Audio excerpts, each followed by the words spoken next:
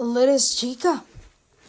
Bel Mariano ang bossing. Donnie, may nakakagulat na revelasyon. Mukhang mas lalong napapasana all ang netizens kina Donnie Pangilinan at Bel Mariano matapos umamin si Donnie kung sino talaga ang may final say sa kanilang relasyon. Sa isang candid interview, inamin ni Donnie na si Bel daw talaga ang boss pagdating sa kanilang relasyon. Dahil hanga siya sa pagiging hands-on at strong personality ng kanyang girlfriend.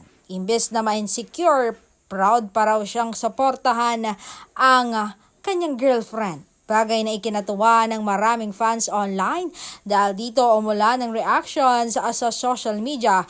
Ganito dapat daw ang lalaki. Green flag boyfriend itong si Donnie. Happy wife, happy life talaga. Mas lalong humanga ang publiko sa relasyon nilang dalawa dahil kitang-kita raw ang respeto, trust at teamwork sa kanilang relasyon. Sa panahon ng toxic celebrity breakups at intriga, kakaiba raw ang pagiging low-key pero sulit na relasyon nila. At syempre, usap-usapan din ang pagiging sweet at natural nilang dalawa. Ikaw ba, agree ka bang okay lang na isa ang mas dominant sa relationship basta may respeto at pagmamahal?